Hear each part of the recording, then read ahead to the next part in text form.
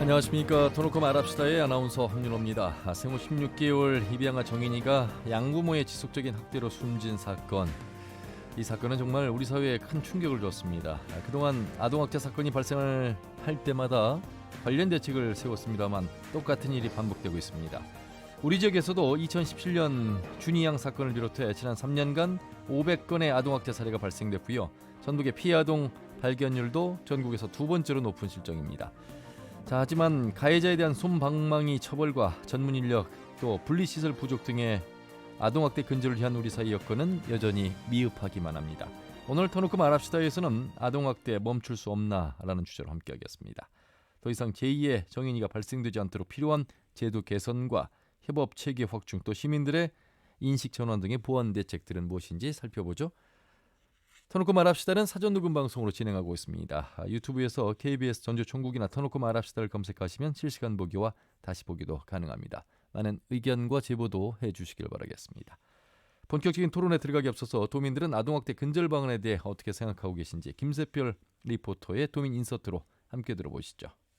입양 절차를 거칠 때도 다 확인하잖아요. 그리고 방송에 나와서까지 자기네가 입양을 선행한 식으로 막 얘기했다면서요. 근데 그렇게 아동학대를 했을 거라고 누가 생각을 하겠어요. 기관에서 현장 답사는 안 나가고 전화통화만 시도했다는 게 잘못된 일이지 않았을까. 낳든 안 낳든 자식을 그렇게 했다는 게 상식적으로는 도저히 납득할 수 없는 일이고요. 부모가 자식에 대해서 잘못된 행동을 했을 때는 그런 가중처벌되는 조항이 없는 걸로 알고 있습니다. 법 조항도 다시 한번 검토를 해봐야 되지 않을까. 보통 친부라든지 친족 관계에서의 폭행이 많이 일어나고 있는데 신고가 들어가긴 했었는데 기본적인 확인만 한 후 그냥 풀려났기 때문에 사건이 더 악화가 된 경우인데, 이런 식으로 신고가 있을 때 아동들이 학대당할 수 있는지를 항상 검토하고 확인할 수 있는 체계가 필요하지 않을까 싶네. 말로도 학대를 할 수 있고 신체 접촉으로도 학대를 할 수 있는 거잖아요. 뼈가 부러지거나 피가 나야만이 아동 학대다 이런 기준이 애매한 것 같아요. 제2의 제3의 피해 아동이 나올 수 있잖아요. 부모들이 아동을 자기의 소유물로 여기는 개념부터 바뀌어야 될 것 같고요. 아동 학대 의심 신고가 들어가면 선 분리 후 조사가 돼야 될 것 같습니다. 이 사랑스러운 아기가 왜 처참한 고통을 겪어야 했는지 다시는 또 이런 일이 오기를 간절히 바라는 마음입니다.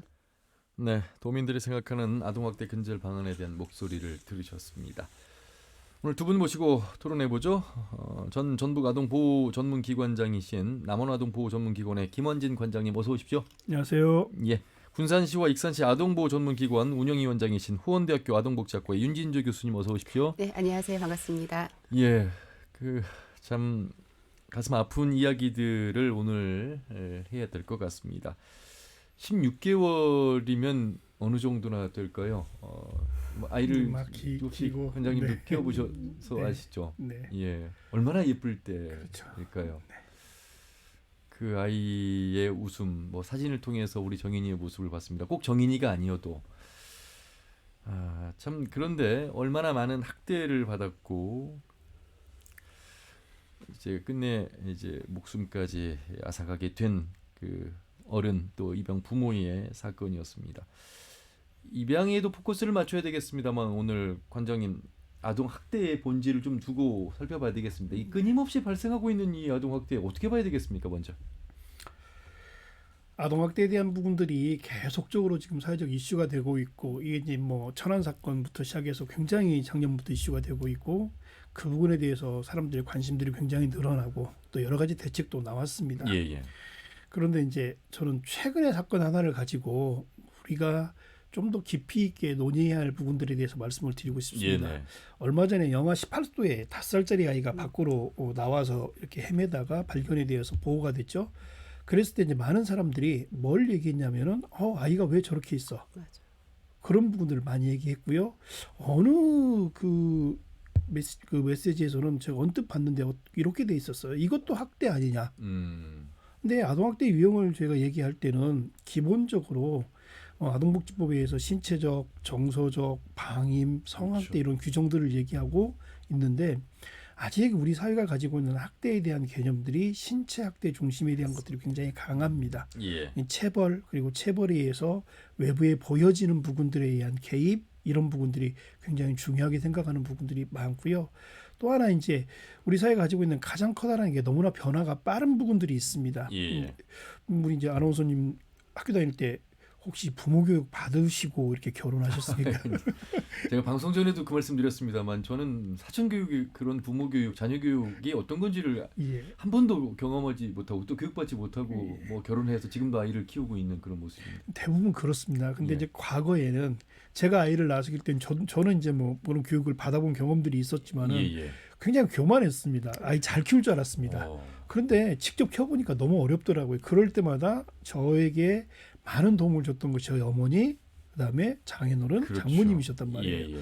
근데 이제 그리고 제가 어려울 때마다 힘들 때마다 저를 서포트할 수 있는 시스템들이 있었는데 어느 순간에 그런 시스템이 제도가 무너진 거예요. 그래서 가정에 부모하고 자녀만 있는 시스템이 만들어지고요.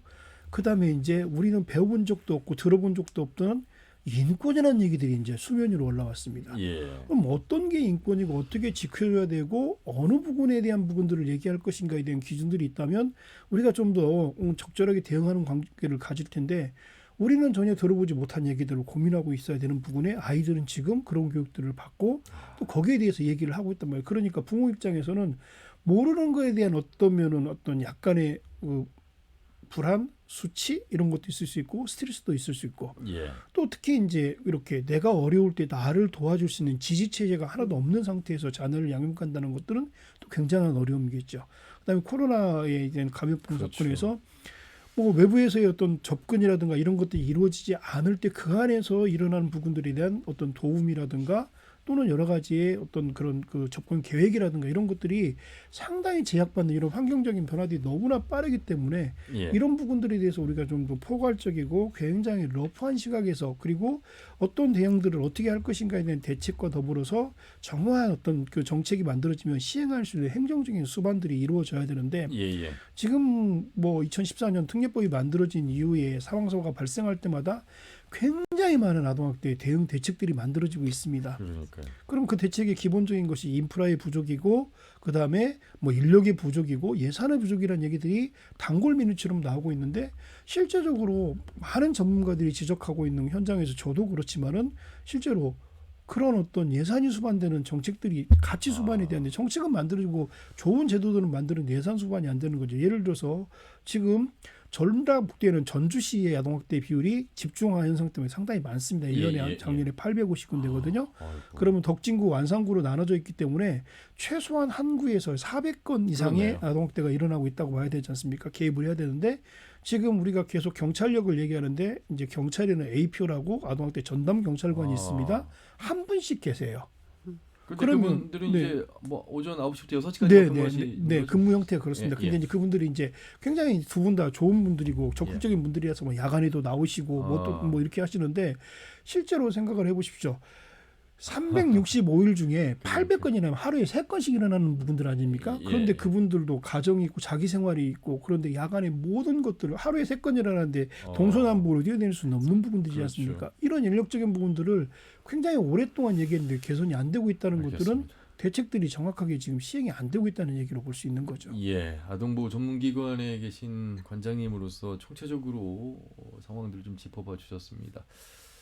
뭐 어찌 보면 숙제가 어디에 있는지까지도 말씀을 해주셨는데, 자, 아동복지학을 전공하셨고 또 강의하고 계시는 교수님 입장에서도 상당히 이 부분을 이제 폭넓게 바라봐야 될 것 같습니다. 단순히 어떤 아동학대는 한 가족만의 문제라고 보기는 어려운, 특히나 아이 하나가 성장하기 위해서는 마을이 필요하다는 그 말씀은 역시 공동체고 주변에 함께 바라봐야 되는 대목, 아마 정의 사건을 통해서도 더 느낄 수 있는 대목이어서 그래서 함께 이렇게 공부하고 분노하는 거 아니겠습니까? 예, 그렇습니다. 물론 이제 공부하는 입장에서 많은 학생들, 예비 사회복지사들이라든지 예비 그 가정을 이끄는 부모들이라고 생각을 하는데요.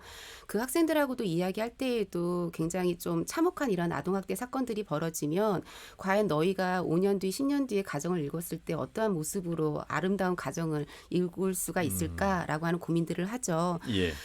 그렇지만 지금 우리가 이러한 사건들을 통해 우리 관장님께서는 좀 더 심각하게 바라보시겠지만 학교 입장에서는 학교에서 강의를 하는 입장에서는 이러한 하나하나의 사건들이 누적이 될수록 조금 더 좋은 정책과 행정과 제도와 법과 제도가 만들어질 거라고 생각이 됩니다. 그러다 보면은 또 우리 지역에 뭐 어떠한 맘카페가 있는데 그 맘카페에서 이번에 정인이 이야기 얘기를 듣고 뭐 온라인으로 진정서를 작성한다든지 아니면 직접 본인의 사비를 들어 등기로 보낸다든지 하는 그러한 열정, 노력, 사회적 인식 개선의 시작들이 이루어지고 있다고 생각이 되고요. 또 뜻하지 않게 우리나라를 움직일 수 있는 각계각층의 많은 뭐 단체와 인사들이 정의나 힘내라라고 하는 챌린지가 지금 또 운동이 이루어지고 있다고 합니다. 예. 이러한 사회적인 공감대가 형성이 되어져야 그 다음에 지금까지 말씀드렸던 여러 가지 제도와 법들이 예산이 수반돼서 움직여질 수 있을 거라고 생각이 되고요. 아동학대 가해자와 그리고 방관자들에게 조금 더 경종을 울릴 수 있는 그런 시간들이 앞당겨지고 있지 않나라는 생각을 합니다. 물론 이해가 됩니다만 그렇지만 교수님 그런 제도 개선이 되고 많은 사람들이 동참을 하는 것은 바람직하겠습니다만 그 어떤 희생이 꼭 따르고 나서 이런 것들이 이제 생겨난다는 것에 대해서는 상당히 가슴이 아프고 그럼에도 불구하고 사건은 계속해서 증가하고 있는데 사실 2017년 우리 전주에서 발생한 사건 고준희 양 사건만 보더라도 그렇고 또 천안 여행 가방 아동학대 몸 곳곳에 뼈가 부러진 생후 3개월 아이 뭐 5년 동안의 아동학대 사건을 한번 그 양적으로만 놓고 보더라도 제도나 법이 개선되고 있는 좋은 방향으로 가고 있는 건 사실입니다만 너무나 안타까운 사건들이 희생양이 너무 많아요. 예, 그 부분을 좀 짚어봐야 될 것 같습니다. 3배가량 증가했습니까? 5년 동안? 더 될 것 같습니다. 더 됩니까? 예, 실제적으로 뭐 한 3년치만 보더라도요. 2018년도에 3만 6천 건 정도가 신고가 됐고 그중에 2만 한 4천 건 정도 아동학대로 판단이 됐습니다. 예. 2019년도에는 3만 8천 건 정도가 신고가 됐고 3만 건 정도가 아동학대로 판단이 됐습니다. 이게 전국적으로 그렇습니까? 전국이고요. 예. 그다음에 2020년 작년에는 4만 1천 건이 신고가 됐는데 특이하게 작년에는 판정이 28,143건이 일어났습니다. 예. 전국적인 추세입니다. 그런데 전라북도 같은 경우는 2018년에 1,933건이 신고가 됐고 그중에 1,578건이 아동학대로 판정이 됐습니다. 예. 2019년에는 1,993건이 신고가 됐고 그중에 1,720건이 아동학대로 판정이 됐고요. 예. 2020년에는 2,437건이 신고가 됐고 1,988건으로 신고가 됐습니다. 굉장히 빠르게 이렇게 증가를 하고 있는 이런 부분들입니다. 네. 근데 이게 한 가지 우리가 오해를 하시는 부분들이 있는데요. 학대가 증가한다고 해서 무조건 나쁘다 이건 좀 문제가 됩니다. 예. 이 전라북도가 아까 이제 뭐 우리 아나운서님께서 인트로에서 말씀을 해주셨지만은 전라북도의 아동학대 발견율이 상당히 많다라고 말씀을 하셨는데 이게 반대쪽으로 보면은 그만큼 우리 도민들이 아동학대에 관심을 많이 가지고 계시고 그 아동학대를 발견하면 지나가지 않고 신고를 해주시면서 발견율이 높아지는 겁니다. 전국에 1년에 약 30건에서 40건의 사망사고가 벌어지고 있습니다. 아까 얘기했지만은 뭐 2019년도에 3만 8천 건의 그 아동학대 신고 중에 3만 건이 아동학대로 판정인데 그 중에 약 40명 정도의 학대 사건이 이렇게 발생을 했었어요. 네, 그렇다면은 그거를 17개 광역 시군으로 하면 한 시군에 1년에 한 뭐 2-3건 정도가 발생을 해야 하는데 저희는 한 최근 5년 동안 고준희 사례가 유일할 정도로 그러다 보니까 사망 사건으로는 그렇죠. 예. 그렇게 고위험군 사례가 먼저 빨리 발견이 되고 어떻게 보면은 굉장히 긍정적인 부분도 분명히 있습니다. 그렇네요. 근데 이제 수치적인 데이터를 보면서 왜 이렇게 많이 발생하냐 이런 부분들을 많이 얘기하는데 어찌 보면은 저는 그 말씀을 좀 드리고 싶은 것이요. 이렇게 발생이 많이 된다는 것들이 물론 우리 지역에 사례가 많이 발굴이 되고 그걸로 인해서 우리 아이들이 좀 더 발견이 되면서 안정적인 부분들로 갈 수 있지 않는 부분들로 한번 봐야 되지 않을까 이런 생각을 한번 해봅니다. 발견율이 높다고 해서 그것이 꼭 부정적으로만 바라봐야 될 것이 아니라 어찌 보면 고위험물을 미리 방지하는 측면에서 그런 부분도 어느 정도 큰 의미가 있다. 의미가 있습니다. 그런데 윤진주 교수님 대부분 아동학대 가해자가 다 부모로 한 가정 나오니까 가정 내 아동학대 가정 내 아동학대 그 비율이 약 한 80% 정도로 지금 줄어들지 않고 있는 상황인데요. 그 20% 정도 있는 만 18세 미만의 모든 아동을 관리하고 있는 시설과 교육기관, 학원들이 다 포함이 되고 있습니다. 그러니까 단순히 80%라고 하는 것이 높다라는 게 아니라 상당히 높다라는 것을 좀 가정에 계신 분들이 인지하실 필요는 분명히 있고요.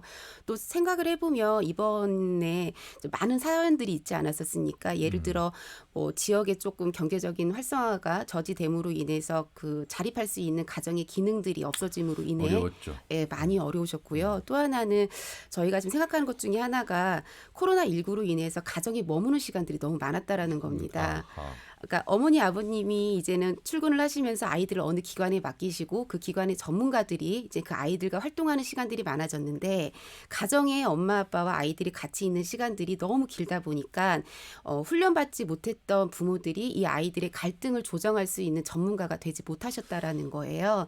그러므로 인해서 이런 갈등 중재를 못한 의사 결정에 관련된 문제들도 저희가 좀 심각하게 바라보고 있습니다. 저는 그 부분도 이해가 되고요. 한편으로는 이제 부모 입장에서 저도 이제 아이를 키우고 있습니다만 내 소유물, 내 자식, 뭐 좋게 말하면 그렇습니다만 하지만 이것이 감정이 들어가서 훈육을 하게 될 때는 상처를 받는 아이는 이게 학대로 느껴질 수 있다는 대목이거든요. 맞습니다. 이제 그 점에 대해서 우리가 좀 부모 교육이 제대로 돼 있지 않는 부분이 아닌가. 맞습니다. 예. 그러니까 과거에 그 아이를 양육하는 부분에서 우리가 아이가 잘못하면은 매를 아끼지 말라는 어떤 교육들을 받아놨고요. 예. 사랑할수록 매를 때리는 부분들이 적절하다고 우리가 교육받아 왔지 않습니까? 예. 그런데 이제 뭐 굉장히 많은 연구들이나 또 사회적 추계로 해서 이제 징계권이라는 것이 이제 우리 헌법에 이제 있던 부분들이 민법에 이제 조항들이 폐지가 되는 이런 부분들 그것이 그만큼 악행을 미친다는 어떤 영향을 미친다는 부분들에서 있는 부분들이죠. 그런데 많은 그런 어떤 그 부모님들이 체벌을 하시는 부모님들이 하시는 얘기가 그렇다면 어떻게 우리가 아이를 양육할까요라는 질문들을 하세요. 그런데 예. 이제 그 부분들에 대한 것들이 저희 고민인 것이 관심을 가지고 이분들이 오셔서 교육을 받고 그 교육을 현장 가정에서 실행할 수 있는 그런 시스템들이 지금 많이 부족한 부분들이죠. 예. 예. 그 정인이 사건을 통해서 또 구분을 해야 될 것 중에 하나가 이게 지금 입양이 된 상황이 있잖아요. 그 제대로 입양을 해서 이제 아주 행복한 가정을 꾸리는 입양 부모들도 있습니다만 이 정인이 사건을 보면서 마치 입양한 부모들이 전체적으로 이제 비춰질 수 있는 대목이 있어서 이것과는 좀 다르게 좀 해석을 좀 해야 될 것 같습니다. 네, 그렇죠. 예. 네, 네. 문재인 대통령의 발언을 가지고도 뭐 논란이 되고 해석의 차이가 있습니다만 입양이 된 정인이 사건을 통해서 우리가 조금 한번 또 고려해봐야 될 점이 어떤 게 있을까요? 그 부분을 좀 지적해 주신다면. 물론 이번 사건을 통해서 입양 가정과 그리고 학대 피해 아동이 있는 가정의 문제는 반드시 분리가 되어야 한다고 생각이 되는데요. 뜻하지 않게 이번 사건이 연결이 되다 보니까 조금 더 과해진 부분도 분명히 있을 거라고 생각이 됩니다. 이제 우리나라는 입양 특례법에 의해서 입양 아이들을 좀 관리를 하고 있다고 생각이 되는데. 우리가 이제 사전에 말씀드린 바와 같이 입양할 수 있는 가정의 그 부모들은 그 아이들을 선택할 수가 있습니다. 예를 들어 성별이라든지 연령이라든지 뭐 여러 가지 성격적인 특성이라든지 하다못해 뭐 DNA까지 채취를 해서 그 아이들을 선택할 수 있다고 하니까요. 또 하나의 입양의 문제를 생각을 해보면 그동안은 민간 주도로 입양이 이루어졌다라는 겁니다. 제가 알기로는 한 가정당 입양을 할 때 그 아이를 입양을 하게 되면 정부에서 한 270에서 280만 원 정도의 입양 수수료를 주게 됩니다. 그러니까 원래의 목적에 반해서 입양 수수료라고 하는 좀 재정적으로 투명하지 못한 방향으로 좀 변질될 수 있었던 부분도 없지 않았었을 거라고 생각이 되고요. 그리고 두 번째 이제 학대에 관련돼서 말씀을 드리면 물론 정인이 이야기를 통해서 우리가 많은 사회적인 공분을 샀다라는 것은 누구나 다 알고 있는 내용이기는 하지만 이 입양의 문제와 학대의 문제는 반드시 분리가 되어서 이 정인이의 이야기들을 조금 나눠주셨으면 좋겠다라는 생각을 하고 있습니다. 자, 아동 학대로 다시 돌아왔어요. 관장님, 정인이 신고를 했잖아요. 그 시스템도 있었고 아동보호기관과 경찰이 같이 현장에 가서 증거를 찾지 못한 부분 때문에 이제 무혐의 처분 뭐 이런 것들이 내려진 과정 결국 하지만 정인이는 이제 목숨을 잃었습니다. 자, 그래서 사실 이제 여러 문매를 맞고 현장에서의 어떤 그 한계 이런 부분들도 우리가 좀 인식을 하고 이해를 해야 될 대목이 있는 것 같아요. 그 부분에서 이해를 못하면 저분들은 왜 일을 이렇게 처리했을까? 뭐 정인이의 아픔만 바라볼 수는 없는 대목입니다. 왜냐하면 또 남아있는 숙제이기 때문에. 맞습니다. 물론 그 사건을 통해서 많은 분들이 가슴 아파하고 힘들어하고 그런 부분들도 있습니다만 뭐 코끝이 찡할 정도로 마음이 아픈 부분들이죠. 현장에서 그 아이들을 직접 바라보고 있는 저희들도 그렇습니다. 그런데 이게 이제 2014년도 특례법이 만들어지는 과정 쪽부터 저희가 계속 주장했던 것 중에 하나가 아동보호 전문기관의 한계점이 너무 분명한 부분들이 보인다. 예. 아동학대는 아동학대 범죄 처벌에 대한 특례법을 우선으로 적용하게 돼 있습니다. 그러면 말 그대로 범죄입니다. 그러면 범죄라는 것은 수사가 진행된다는 가정하에 그렇죠. 이루어지는 거죠. 예. 그런데 모든 아동학대를 다 수사로 전형할 수 있느냐, 이건 또 문제가 있는 거예요. 우리나라의 아동복지의 근간은 원가정에서 아이들이 잘 양육하게 하는 이런 부분들이 중심이 되는 거거든요. 이런 어떤 충돌점들이 있는 부분들이고요. 그다음에 이제 실제적으로 현장에 이제 아동학대 시스템은 신고가 되어서 조사가 이루어지고 그 조사 이후에 그 이제 아이에 대한 사례 관리가 이루어지고 그리고 종결로 가면서 예방 과정을 거치는 이런 프로세스가 있습니다. 그럼 초기 과정에 신고가 들어왔을 때 맨 먼저 나가는 부분들이 경찰하고 아동보호 전문기관에 이제 상담원들이 나갑니다. 예. 이게 이제 10월 1일부터는 아동학대 전담 공무원이 이제 나가는 공공체제로 바뀌고 작년 예. 그렇지만 이제 일단 이 경찰과 아동보호 전문기관의 그 직원이 나갔을 때 이제 확인하는 부분들의 관점의 차이가 좀 있습니다. 아무래도 아까도 말씀드렸듯이 범죄를 바라보는 경찰의 입장에서는 수사 중심에 관련되는 부분들이죠. 그래서 우리가 죄형 법정주의라는 얘기들을 많이 쓰잖아요. 예, 그러면은 죄형 법정주의는 현장성이 있어야 되고 증거가 명확해야 그렇죠. 되고 예. 그래서 그걸 토대로 해서 이제 우리가 흔히 얘기하는 특례법의 절차, 뭐 응급조치, 임시조치 이런 어떤 조치를 취해가는 과정들을 가해자에게 진행하는 이런 부분들입니다. 그렇다면 가해자에 대한 부분들은 그런 부분들이 진행된다 하더라도 남아있는 사람은 또 누구예요? 피해 아동이죠. 그렇죠. 그럼 피해 아동을 적절하게 보호하고 지원하고 예방할 수 있는 것들이 또 보완이 돼야 되는데 그런 부분들에 대한 것들이 약합니다. 예. 사례 관리에 대한 부분들이 굉장히 약합니다. 그래서 조사하는 부분에 있어서 아동보호 전문기관의 어떤 그런 뭐 어떤 강제권이라든가 또는 어떤 이런 부분의 권한이 없기 때문에 조사는 할 수 있지만은 저항이 이루어졌을 때 그 저항에 제항할 수 있는 이런 능력들이 부족한 부분들이 그러다 보니까 정의 사건 때도 1차 신고가 들어왔을 때 그 학대의 상황을 보고 이제 저희가 수사 의뢰를 아부전에서 했고 아부전 수사 의뢰를 본 경찰 입장에서는 이제 고민인 거죠. 이 상황을 이게 처음 들어갔을 때 현장성에 대한 부분들, 예, 네. 고의성의 유무라는 걸 따져야 되는데 고의성에 대한 부분 절대로 아니라고 얘기하는 부분들이고 상황이 이제 눈에 딱 봤을 때 심각한 부분으로 보여지지는 않은 부분들이고 예. 그러다 보니까 증거라는 부분들이 부족하게 되는 부분들 이런 부분들이 있어서 이걸 이제 그 사법 절차의 이 절차대로 이렇게 가는 부분들이 한계를 보이는 부분들 이런 부분들이 보이기 때문에 접근하는 두 체계에 대한 굉장히 충분한 협의와 토론 그다음에 전문가로서의 입장이 반영되는 이런 루트들이 뭐 굉장히 많이 요구가 됐지만은 그동안에 좀 이런 부분들이 약한 부분들이었죠. 그러다 보니까 이게 제대로 적용이 되지 않은 부분들이고요. 또 전문가 의견도 이제 의사 의견을 뭐 들었다고 예, 나와 예. 있는데 의사 의견을 전문가 두 분을 모시고 들었는데 두 분의 의사 방향이 다른 거예요. 한 분은 그렇게 체중이 빠졌을 경우에는 이건 학대의 징후가 분명히 있는 것 같다고 의견을 보이지만은 한 분은 못 먹었다고 그걸 반드시 학대로 볼 수는 없는 거다. 입에 어떤 구강구조 문제나 뭐 입에 어떤 뭐가 이게 돋아서 그럴 수도 있는 부분들이고 그래서 관찰이 좀 필요하다. 그러면은 이걸 채택하는 경찰의 입장에서는 예. 굉장히 곤란스러운 부분들이죠. 예. 그래서 저희는 아동보호 입장에서 그럼에도 불구하고 좀 이런 것들을 해달라. 그랬을 때 경찰에서는 증거 중심에 대한 부분들이 미약하기 때문에 굉장히 어려움들을 겪게 되는 이런 부분들의 충돌들이 계속 일어나기 때문에 이제 이번에 이제 대책에서 19일날 발표된 대책들이 좀 있는데 그런 부분들을 최소화하기 위해서 전문성을 좀 강화할 수 있는 어떤 직원들을 투여하고 경찰도 그 부분들을 민감하게 그렇죠. 전문가 의견을 받아주고 이런 어떤 그 내용들이 좀 정리가 되고 있는 내용들입니다. 예. 아이고 또 현장에서 참 고생하시는 분들도 많이 계십니다만 한계성도 있고 해서 이번 정의 사건을 계기로 조금 더 보완이 돼야 될 대목을 좀 잘 말씀해 주셨습니다. 자 이번에는 법적인 부분으로 들어가서 좀 말씀을 나눠야 될 것 같아서요. 최영호 변호사를 연결해서 말씀을 들어보도록 하겠습니다.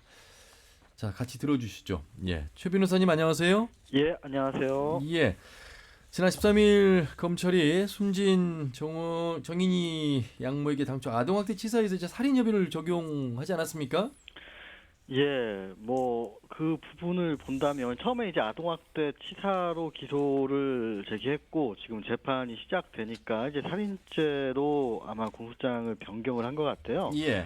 근데 이 부분을 보면은 사실 이제 동일한 사실관계로 시작을 해요. 물리적인 폭행이나 상해가 있었고 이제 아이가 죽었다라는 이 동일한 사실관계를 두고 처음에는 이제 부모인 가해자, 이제 말 못하는 어린 피해자, 이제 이미 죽은 피해자 이 두 의 사건에서 학대는 있었으나 이제 주기루도까지는 없지 않았냐 예. 이렇게 생각하고 입증도 좀 어렵겠다라고 생각했는데 아마 이제 뭐 시사 프로에서 방영도 되고 여론도 이제 이런 부분에서 의문점을 계속 제기를 하니까 아마 살인의 고의가 인정할 수 있을 정도의 어떠한 행위가 있었지 않느냐. 네네. 그래서 검찰이 이를 반영해서 변경한 것으로 보여집니다. 그렇군요.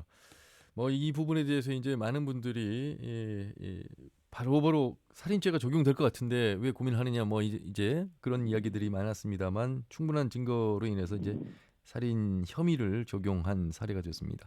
전북에서 아동 학대로 303명이 검거됐는데 지난해 구속은 고작 이제 2명이었습니다. 경중에 따라서 다르겠습니다만 돈에서 발생한 아동 학대 미 피의자들에 대한 처분이 보통 이제 집행유예 내지는 벌금형에 그치는 경우가 많아서요. 법감정 그러니까 법의 잣대와 또 이 우리 시민의 감정은 좀 다른 것 같습니다. 근데 이 부분을 보면 사실 아동학대 범죄를 보다 보면 지금 우리가 이 정인이 사건을 보니까 마치 이제 극단적 사건이고 누군가를 죽이려고 했던 살인 사건에 해당해서 아동학대 범죄를 바라보면은 아마 해결책이 어려울 거예요. 이 예. 처벌 강화로 해결이 되지는 않고 이제 생각을 해보면 첫 번째는 우리가 처벌 강화한다고 해서 범죄가 사라진 건가 생각해 보면 살인죄에 무조건 살인이다, 뭐 사형이다라고 만약에 그 법정형을 정해놓는다고 해서 살인죄가 없어지진 않을 거거든요. 아하. 범죄라는 거는 개인적 성향이 있고 사회 경제적 요인이 이게 맞물려서 발생하는 건데 무조건 이제 처벌을 강화한 데서 이 범죄가 사라지지 않는다는 게 이 범죄의 원론적인 부분이 하나가 있고 두 번째는 이제 아동학대 범죄예요. 아동학대 범죄는 가장 중요한 거는 부양자, 아이를 가장 어떻게 보면 사랑해야 되고 부양해야 되고 아이를 양육해야 될 이 부모와 이제 아이 사이에 벌어지는 아주 연약한 아이 사이에 벌어지는 건데 예. 대부분 고의적으로 사이 상해나 그 아이를 뭐 해쳐야 되겠다라고 생각을 하지 않고 개인적으로 본인이 이제 자라왔던 그 가해자가 부모가 자라왔던 환경이 있는 거고 사회 경제적 환경이 또 있는 거예요. 그 본인의 소득 수준이나 보통 그래서 아동학대 범죄는 좀 어렵거나 본인이 아주 어려운 상황에 처해 있을 때 많이 발생을 하거든요. 아이는 사랑하지만 아이에 대해서 또 그런 행위가 또 이 모순적으로 발생하면서 벌어지는 거라 사실 그 사건을 바라봤을 때 뭐 경찰이든 검찰이든 판사든 여기에 대해서 과연 이렇게 엄하게 처벌하는 게 맞는가라는 고민이 들게 되는 거죠. 예. 그래서 이 처벌 강화가 이 범죄 해결책이 아닌 가장 대표적인 범죄가 아동학대 범죄라고 저는 생각이 됩니다. 예. 그래서 정인이법 국회 본회의를 통과했는데 형량을 강화하는 내용은 이 제외된 부분도 아마 그런 부분일까요? 그렇죠. 이제 형량을 보면은 아동학대 치사죄는 이미 살인과 거의 동등한 수준의 처벌을 하고 있어요. 예. 그래서 아동학대 치사죄는 뭐 무기 또는 5년 이상인데 살인인 경우에는 이제 사형만 추가가 돼요. 무기 또는 5년 이상의 법정형이 정해져 있는 거고요. 예. 그래서 이제 이 법안이 사실은 지금 이제 발의가 된 게 아니라 이제 뭐 몇 년 전에 발의가 된 적도 있었는데 7년 이상 뭐 8년 이상으로 하자라는 법안이 있었는데 예. 이제 거기서 이제 법무부나 아니면은 법원 행정처에서 의견을 제시해요. 이제 국회에. 그때 이제 사실은 아동학대 치사라는 거는 과실로 아이가 죽은 거죠. 그러니까 지금 정인이 사건 같은 건 이제 살인죄를 인정하면 고의로 사람을 죽였다 인정하는 그렇죠. 건데 이 과실범에게 이제 고의범보다 더 높은 형을 더 줄 수 있는 게 이게 과연 형평에 맞느냐. 당연히 아동학대 치사는 있어서는 안 될 범죄고 여기에 대해서 강한 처벌은 맞겠지만 고의범보다 더 과실범에게 형량이 더 높다라는 건 좀 형평에 맞지 않는다는 차원에서 아마 이제 국회 통과까지는 안 된 것 같습니다. 예. 그 논란이 됐던 민법의 자녀 징계권은 삭제됐는데 이 부분은 어떻게 봐야 되겠습니까? 저는 개인적으로 자녀 징계권 같은 경우에 민법에 규정이 돼 있긴 했어요. 자녀에 대해서 또한 훈계 권한이 있다라는 취지의 건데 이게 사실 저는 사문화된 조항으로 보여지거든요. 예. 이미 아동법칙법에서 보면은 아동의 보호자가 신체적 정신적 고통을 가해서는 안 된다고 이미 규정이 돼 있어요. 예. 사실은 여기에 충당이 되고 그리고 아동 징계권에 대해서도 이게 필요 이상으로 과하다거나 이런 경우엔 기존에도 처벌해 왔었거든요. 예. 그래서 민법에 징계권이 있다고 해서 이 아이를 때려도 되고 아이를 뭐 가해해도 된다는 의미는 아니었던 거니까 예. 아마 이제 기존에도 이게 상충된다는 얘기도 많았고 민법 조항에 대한 또 해석에 대한 문제도 있어가지고 뭐 좀 늦은 감이 있는 어떠한 그 법 개정이라고 보여집니다. 예. 입양제도 관련해서도 좀 손봐야 된다 이런 지적이 있는데 현재 입양제도가 이원화되고 있고요. 성범죄 전과자들에게도 입양 자격을 인정한 부분 등도 문제가 되고 있어서 어떤 입양의 공적 책임 이런 부분들이 강화에 대한 필요성을 얘기하는 것 같습니다. 저는 사실 지금 이 정인이 사건 같은 경우에는 지금 말씀하셨던 부분에서 지금 입양 부모, 지금 가해자가 전혀 다 해당이 되지 않는 부분이거든요. 그래서 입양 제도는 지금도 보완할 수 있는 할점은 보완이 돼야 되겠지만 정인이 사건과 지금 입양 제도를 직접적으로 연관지어서 생각하는 것은 사실 우리가 가장 좀 경계해야 되지 않나. 자칫 잘못하면은 입양 어떻게 보면 아이를 그렇죠. 키우겠다는 숭고한 어떠한 모성애에서 발현이 예. 잠재적 범죄자로 취급이 될 수 있는 부분이 있거든요. 예. 그래서 이 부분은 사실은 좀 조심하게 접근해야 되지 않나 하고 생각합니다. 예. 그 생각보다 아동 학대 신고가 많은데 그 4건 중에 한 건은 미판단 종결이라고 합니다. 그렇습니까?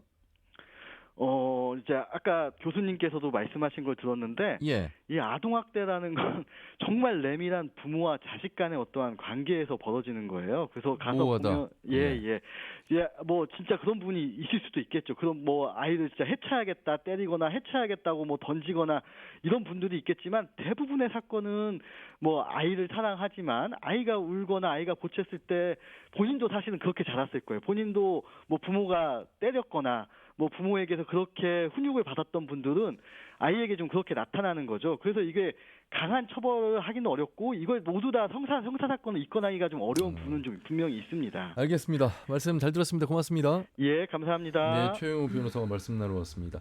이제 뭐 정인이법 관련해서도 좀 들어봤고 입양 관련해서도 법적인 부분을 들어봤는데 그 말씀드리면서 궁금한 것이요. 내 부모로부터 받은 훈육의 경험자가 또 훈육을 할 가능성이 좀 더 많은 겁니까? 그 영향이? 세대 전승된다고 우리가 얘기를 하잖아요. 예. 그런 경우가 굉장히 많고요. 실제로 가정폭력이나 뭐 학대에 대한 내용들을 보면은 폭력의 피해자들이 그 폭력을 몸에 남겨 있어요.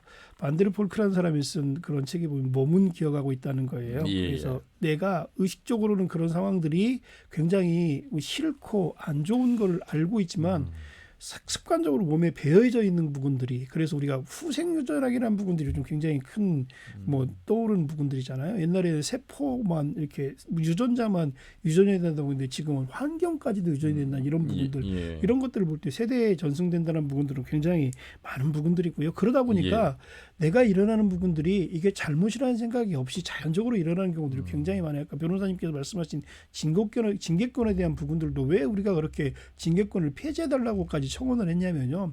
학계에 굉장히 많은 부분들이 시장이 내 자식 훈육에 대한 부분들부터 시작을 한다는 게 훈육과 체벌의 경계가 굉장히 모호한데 한 번 훈육을 통한 어떤 방법으로 체벌이 시작된 분은 2번 하기 쉽고 3번 일어나긴 더 쉽습니다. 그러면서 이게 어느 정도 정형화되고 패턴화되고 습관화될 수 있는 확률들이 굉장히 많고요.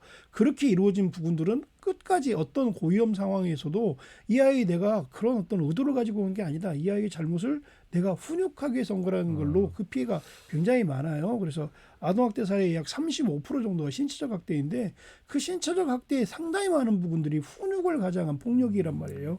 그래서 징계권을 없애달라고 얘기를 했던 부분들입니다. 예.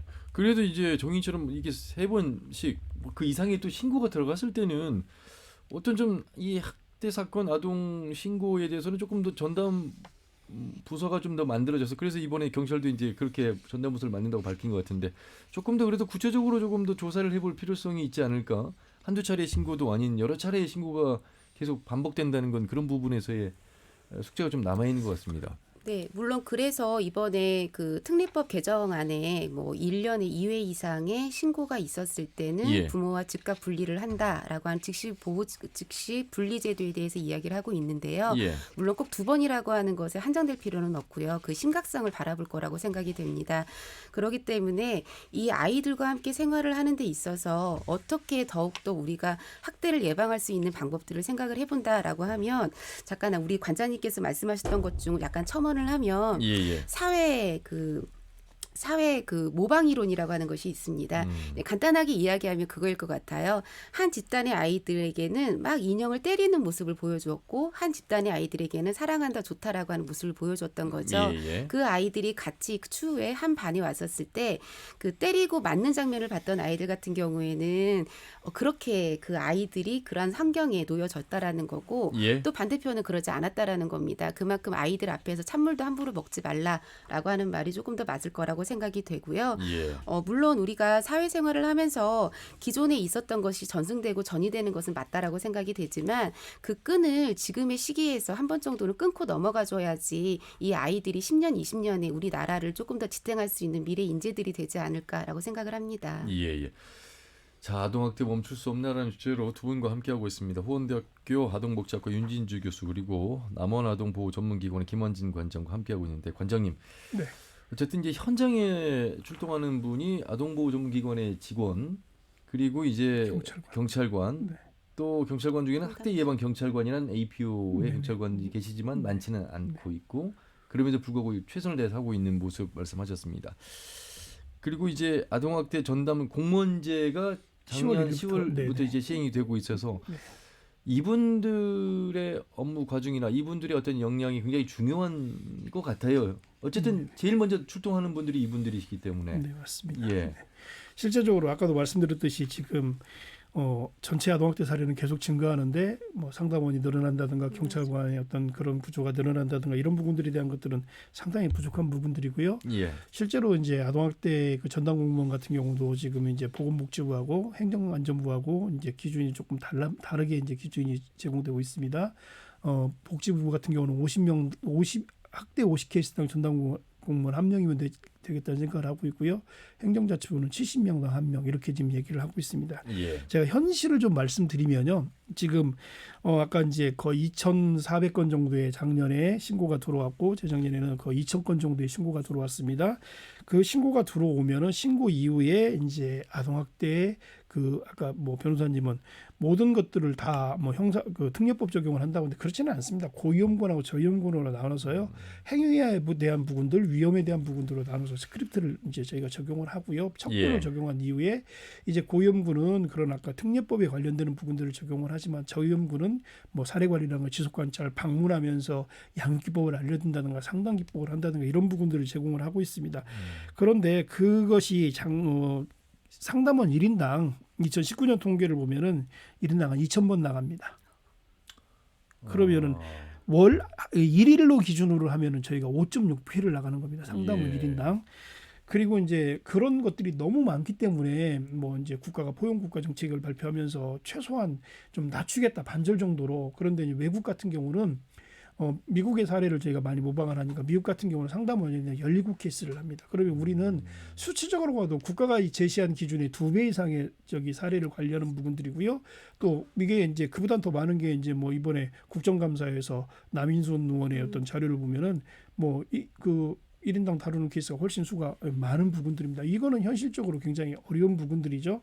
근데 이런 부분들이 이제 아동보호전문기관 자체도 그렇고 이제 앞으로 만들어지는 조사공무원도 그렇고 경찰도 그렇고 이런 부분들이 계속된다면은 이거는 안전망에 대한 누수가 굉장히 커질 수밖에 없는 그런 상황들이죠. 그래서 그런 말씀들을 자꾸 이제 드리게 되는 부분들이고 이런 부분들이 우리가 개선이 되고 이런 것들이 이제 정비가 되어져야 되는 부분들.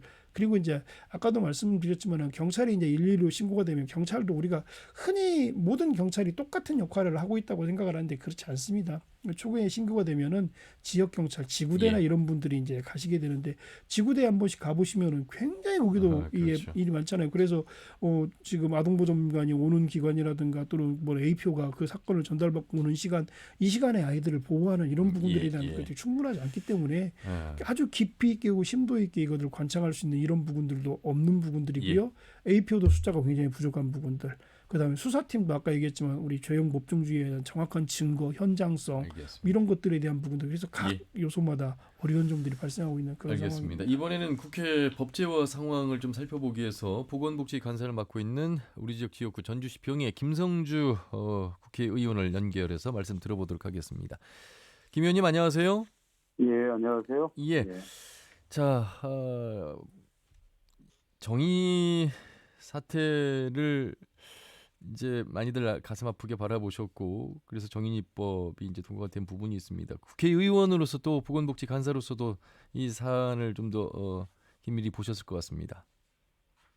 예, 사실 뭐 이런 사건이 터질 때마다 뭐 여론이 비등하고 뭐 학대 신고를 강화하고 처벌 수준도 높이고 여러 가지 사후 조치를 하는 많은 제도와 입법이 이루어졌지만은 계속 이런 사태가 반복되는 것에 대해서 너무 가슴 아프고 부끄럽기도 합니다. 예. 근본적인 이유는 이런 폭력과 학대 행위가 반복되는 것은 어떤 면에서 이제 개인적인 면과 또 사회적인 요인이 있는데요. 예. 그러니까 인간의 존엄성과 생명의 소중함에 대한 사회적 인식이 좀 약해지는 것과 또 이런 것들을 좀 뒷받침해서 사회적인 좀 제도가 만들어져 있습니다만 제대로 작동하지 않는 뭐 그런 측면이 있는 것으로 보입니다. 뭐 개인적인 부분과 또 사회적인 부분에 작동이 되지 않는 측면을 전체적으로 좀 말씀을 해주셨는데 어쨌든 그럼에도 불구하고 법이라는 것이 있고요, 그렇죠? 그 예. 법을 통해서 또 보완도 필요하고 또 저지도 해야 될 것 같습니다. 그 처벌 강화 등이 개정안에서도 예, 김 의원님, 예예. 예, 잘 들리시죠? 네네. 예, 그 아무래도 이제 처벌 강화 같은 내용 등이 이제 개정안에서 제외됐기 때문에 어떤 이런 부분들 관련해서 지적도 있어서 이 부분에 대해서 김 의원님의 생각을 좀 들어보겠습니다. 사실은 뭐 오랜 시간에 걸쳐서 이런 사건이 터질 때마다 이 처벌 수준을 높이는 입법은 계속 이루어져 왔습니다. 이번에도 또 이루어졌고요.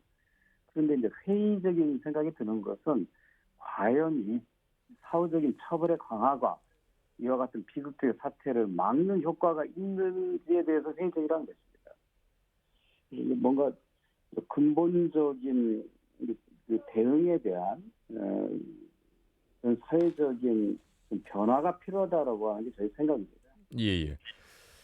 그 김환진 관장님과 말씀을 나누면서 이제 근본적으로는 궁극에 가서는 이제 현장에서의 어떤 필요로 하는 인력의 필요로 수반되는 예산 문제를 언급을 하셔서 이 부분에 대한 질문을 이제 저보다도 김환진 관장님과 좀 말씀을 나누시는 게 훨씬 더 좀 더 좋을 것 같습니다. 관장님, 예. 예, 의원님 안녕하세요. 네, 안녕하세요, 예, 관장님. 예. 네. 그 워낙 또 우리 의원님께서는 이쪽도 관심도 많으시고 또 열심히 또 저희를 지원을 해주시는 부분들인데 저희가 매번 말씀드리지만 아까도 말씀드렸지만은 지금 현재 그 급증하고 있는 아동학대를 대응할 수 있는 상담원이라든가 예. 또는 지금 전담 공무원의 배치 부분에 대한 어떤 인력 부분이라든가 A표의 어떤 그런 담당 비율이라든가 이런 것들이 네. 실제적으로 뭐 어떤 정부의 기준보다도 한 2배 이상 높은 그런 상황이고 그 업무 부담률이요. 예. 뭐 외국에 비하면 한 3배 정도, 서너 배 정도 높은 이런 상황입니다. 그래서 이런 부분들의 어떤 그런 그 정책들이 제대로 만들어지고 행정으로 내려와서 집행이 되려면은 거기에 대한 예산들이 수반이 돼야 되는데 지금 뭐 잘 아시다시피 저희 아동보전기관의 예산도 범죄피해기금 중심으로 이루어지고 있는 일반회계 전환이 안 되고 있는 부분들이라든가 그 전문성을 강조하기 위해서는 굉장히 중요한 게 직원들이 오래 남아서 이 일에 대한 것들을 진행하면서 노하우들이 축적이 돼야 되는 부분들이 있는데 저희가 사회복지 시설로 전환된 지가 꽤 됐는데도 지금 사회복지에 대한 급여 체계나 테이블이 지금 만들어지지 않고 있고 일반 사회복지 시설보다 80% 정도밖에 안 되다 보니까 전문 직원들이 자꾸 지금 떠나고 있는 이런 현상들입니다. 그래서 계속 의원님께서도 잘 알고 계시면 이런 부분들에 대한 것들이 좀 어떻게 좀 앞으로 바뀔 수 있는지 바뀌어야 될 것 같은데 의원님 생각은 좀 어떠신지요? 예, 말씀하신 대로 그러니까 법과 제도는 만들어졌지만 그거를 뒷받침할 수 있는 충분한 예산과 인력 확보가 이루어지지 않기 때문에 이와 같은 사태들이 반복되고 있다고 하는 지적이 많습니다. 일단 예산 문제에 있어서는 현재는 법무부가 관리하는 범죄 피해자 보호 기금을 주로 활용하고 있는데요. 네. 이거를 일반 회계로 좀 돌려서 안정적으로 확보할 필요성에 대해서는 계속 제기가 되어 왔고요. 네네. 정부도 이 문제를 좀 적극적으로 고려하고 있다고 알고 있고요. 그다음 인력인데요. 인력은 이제 아동보호 전문기관의 인력과 그다음에 지자체 전담 공무원 이 두 가지 측면에서 이루어져야 되는데 지자체 전담 공무원을 두는 정책은 이미 시행됐습니다만 실제로 지자체에서도 해당 인력을 아직 뽑고 있지 못한 상태죠. 네네네. 그러니까 아직 부분적으로 좀 채워져 있어서 현장에서 활용되지 못하고 있고요. 아보전 직원들의 경우에도 충분한 좀 처우가 좀 이루어져야 오랫동안 일하면서 경험과 노하우도 좀 쌓이고 전문성도 키울 수 있을 텐데 그런 부분이 부족하다 보니까 자꾸 떠나게 되어서 새로운 직원이 이런 현장 대응에 대해서 아무래도 좀 부족함이 많다라는 그 지적들이 좀 있습니다. 네. 그런 부분들도 저희가 예산상 좀 반영을 통해서 개선하려고 하는 좀 노력을 좀 기울이고 있습니다. 의원님 하나만 더 말씀드리고 싶은 게 가장 잘하는 의원님께 부탁을 드려야 그래도 좀 이게 좀 검토가 될 것 같아서 제가 좀 그 가운데 좀 말씀을 드리고 싶은데 그 아동학대 범죄 처벌에 대한 특례법이 2000년 후반에 만들어지면서 이게 이제 두 가지 법률이 같이 만들어졌습니다. 가해자에 대한 접근 법률로 아동학대 범죄 처벌에 대한 특례법이 이제 만들어지고 이제 그 이후에 그 아이들에 대한 어떤 보호라든가 그다음에 예방이라든가 그다음에 사후 관리에 대한 부분들로 피아동 보호법이라는 게 하나 또 있었습니다. 그런데 어느 순간에 이제 우리가 국회 통과 과정에서 아동학대 범죄 피해자 법률 그 특례법만 통과가 되고 피아동 보호법이 남아 있는 이런 상황 없어져 버리는 이런 상황이 벌어져서 실제적으로 현장에서는 어떤 법률에 의거하는 사례 관리에 대한 부분들이 굉장히 어려움들이 굉장히 많습니다.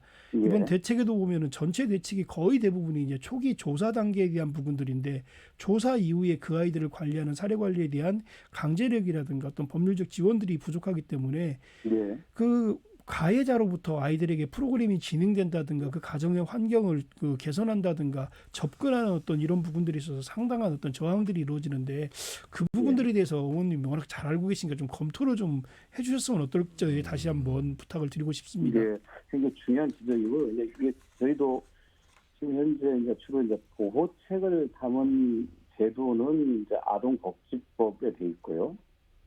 처벌에 대한 조항은 이제 아동학대 피해 예방법이 되어 있는데 이게 부처 소관이 틀립니다. 아동복지부는 복지부, 그다음에 아동학대 예방법은 법무부 소관이에요. 그러니까 서로 다루는 정부 부처가 다르고 또 국회 상임위 다르다 보니 이제 그런 중요한 그 제도적 보완들이 좀 빠진 면이 좀 있습니다. 오늘 김한정 관장님께서 좀 지적하신 부분들 잘 참고해서 어떻게 보완할 건지 저희가 대책을 마련하도록 하겠습니다. 감사합니다. 예. 그 입양 관련해서 문재인 대통령 발언을 두고도 뭐 이제 해석의 차이가 있습니다만 대부분 이제 민간기관에서 이제 주도하는 입양의 어떤 절차 그리고 이제 사전 위탁 제도 뭐 이런 부분들에 대한 이제 화두가 됐습니다. 그래서 사실 입양 이후에도 또 사후 관리라든지 뭐 이런 부분들에 대한 보완이 좀 필요하다, 개선이 필요하다 이런 부분에 대해서도 좀 관심을 가지셔야 될 것 같습니다. 네, 그렇습니다. 뭐 이번에 정인이 사건 같은 경우에는 사실 이제 입양 과정에서 발생한 사건이다 보니 아동 학대 행위가 입양 과정에서 이루어진 것 같은 오해를 일으켰는데 사실은 신부모 가정 또는 뭐 소위 계모 계부라고 하는 이런 경우 그다음에 입양 과정 여러 군데서 발생하기 때문에 기본적으로 이 아동에 대한 좀 사회적 인식 이런 부분들이 전체적으로 달라지는 것과 이번에 제도된 입양 제도에 대해서는 이 사전 위탁 보호 제도 이거를 좀 구체적인 제도 만들려고 합니다. 현재로서는 인위적으로 좀 활용해 왔는데 이제는 그동안에는 주로 이제 입양 문제를 민간 입양 기관들이 맡아서 왔었는데 이제는 국가가 나서서 입양 전반에 대해서 책임을 져야 된다고 하는 그런 이행하는 과도기라고 볼 수가 있습니다. 이번에 뭐 대통령 말씀으로 약간 논란이 좀 있었지만 본질은 어떻게 아동을 잘 보호하느냐에 있기 때문에 사전 위탁 보호 제도 같은 거를 잘 활용하면 이와 같은 비극을 막는데 도움이 되지 않을까 그렇게 판단하고 있습니다. 알겠습니다. 말씀 여기까지 듣겠습니다. 고맙습니다. 네, 감사합니다. 더불어민주당 보건복지 간사인 김성주 의원과 말씀 나눠봤습니다. 이제 마무리를 해야 될 것 같습니다. 윤진주 교수님. 네. 일단 뭐 인식이 가장 중요하다는 말씀을 드리고 싶을 것 같고, 그래서 이제 단순히 어떤 한 가족의 한 가정만의 문제로 아동 학대를 바라봐서는 안 될 것 같은 그런 생각이 들었습니다. 예. 모두의 문제라고 하는 것은 이미 알고 있을 거라고 생각이 됩니다. 실은 지금까지 시간을 같이 이 스튜디오에서 보내면서 이 말을 꺼낼까 말까 굉장히 고민을 많이 했는데요. 지난 얼마 전에 그 만 9살 아이에게 위해를 가하고 출소하였던 범죄자가 한 분 계셨지요. 예. 그분이 출소함으로 인해서 그 사회에 끼치는 사회적 비용이라든지 아니면 정말 법이 우리 국민의 감정을 따라가지 못하고 있겠다라고 하는 그런 국민청원의 의견들도 본 적이 있었습니다. 저는 그게 그렇게 한 번으로 끝날 거라고 생각은 하지 않습니다. 다만 그런 사연들로 인해서 더욱더 지역에서 많은 인식 개선이 이루어져야 한다라는 것은 맞는데요. 실은 이 인식 개선이라고 하는 말도 굉장히 오래된 이야기입니다. 정말 이번 사건을 통해서 더 이상의 많은 이야기들이 나오지 않도록 법과 제도와 그리고 그에 따른 행정 그리고 관장님께서 이야기하시는 일반 회계로 전환을 통해 좀 안정적으로 직원들이 노하우를 가지고 일할 수 있는 환경 분명히 만들어져야 한다고 생각이 되고요. 더불어 한 가지만 말씀을 드리면 지금 이 보건복지위원회에서 지금 TF팀을 구성하고 있다고 이야기를 합니다. 물론 무엇이라도 해야 하는 상황인 거는 맞는 것 같습니다. 하지만 그 중앙에서 움직이는 전문가들, 관장님과 같은 전문가들의 의견과 이 지방에서 움직이는 전문가들의 의견은 다를 수가 있습니다. 예를 들어 아동학대 같은 경우에는 남성보다는 여성은 무직, 남성 같은 경우는 단순 노무 종사자, 신시가지보다는 구시가지. 그러다 보면 이쪽 밑지역에 있는 아동학대가 발생되는 원인과 이유는 윗지역에 지금 TF팀을 이루고 있는 분들의 내용들하고 다를 수가 있다라는 겁니다. 그래서 이 로컬의 이야기들이 조금 더 중앙에 반영이 될 수 있었으면 좋겠다라는 생각이 들고요. 그러므로 인해 이 로컬에 있는 많은 분들이 이 아동학대가 좀 부정적인 단어잖아요. 아동학대라고 하는 말 자체가 굉장히 부정적인 단어인데 조금 다른 좀 긍정적인 단어로 일반 부모님들이나 일반 시민에게들까지도 연결이 됐으면 좋겠다라는 생각이 들고 지금 조금 더 말씀을 드리면 신고 의무자에 대한 것도 굉장히 중요하게 다루어져야 할 부분이라고 생각이 됩니다. 얼마 전에 있었던 순창의 한 의료기관에 종사하셨던 분이 굉장히 곤욕을 치렀던 것이 있었죠. 물론 그 결과는 무혐의 처리가 됐습니다. 하지만 문제점은 그것을 수사하는 과정에서 경찰이 의도하지는 않았지만 그 신고자의 신원을 노출하였다라는 거였었죠. 물론 신고자들이 왜 그 부분을 왜 신고를 잘 하지 못하나 꺼려하나라고 하는 부분들을 생각을 하면 넘어야 할 산들이 너무 많습니다. 넘어야 할 산이 많다라는 것은 그 기관에 해를 끼칠까봐 아니면은 그 일반인들이 뭐 예를 들어 경찰서라든지 법원을 다니면서 느껴야 하는 그 중압감, 두려움 그것을 버텨낼 수가 없다라는 거죠. 단적인 예를 들어 이번에 정인이 사건을 신고하였던 저는 그 어린이집 선생님들의 그 심리적이고 그 정신적인 고통을 과연 누가 이렇게 담당해 줄 수가 있을까? 라는 생각이 들 정도거든요. 물론 대응하는 것도 좋습니다. 대처하는 것도 좋습니다. 하지만 그로 인해서 그러한 분들께서 불이익을 당하지 않고 마음껏 신고할 수 있고 마음껏 준비된 환경들 이러한 것이 지금은 꼭 만들어져야 한다. 인식 개선을 좀 넘어서야 하지 않냐라고 생각을 하고 있습니다. 알겠습니다. 김원진 관장님 짧게 해주시죠. 네, 영국에서 2000년도에 빅토리아 클린비 사건이 있었습니다. 진상조사가 이루어지고 클린비 보고서가 채택이 됐습니다. 근데 거기서 끝이지 않고 그 진행 과정들을 계속 모니터링하면서 2016년도에 베이비 피 보고서라는 게 다시 나타났습니다. 그러면서 그 보고서의 진행상을 보면서 우리가 무엇을 다시 개선해야 될 것인가, 그런 학습에 대한 부분들, 새로운 어떤 그런 방향성 이런 부분들이 굉장히 중요하게 나타나는데 좋은 대책들이 많이 나오고 이렇게 관심이 많아질 때 나온 대책들이 분절적으로 끝나지 않고 연속선상에서 그 원인이 분석되고 그다음에 그 조사가 제대로 이루어진 결과를 통해서 하나하나 체계적으로 계속 개선해 나가면서 그 개선에 대한 내용들을 계속적으로 보완하는 이런 연속선상의 이런 어떤 제도나 정책들이 좀 계속 연결되어졌으면 하는 그런 생각을 가지고 있습니다. 예. 한 시간에 담기는 너무 부족한 우리 사회 아동 학대에 관련된 또 입양에 관련된 현실을 말씀 들어봤습니다. 두 분의 말씀 잘 들었습니다. 고맙습니다. 감사합니다. 감사합니다. 네, 남원아동보호 전문기관의 김원진 관장 그리고 호원대학교 아동복지과 윤진주 교수와 함께했습니다. 터놓고 말합시다는 다음 주 1일 오후 5시 5분에 인사드리죠. 함윤혜였습니다. 고맙습니다.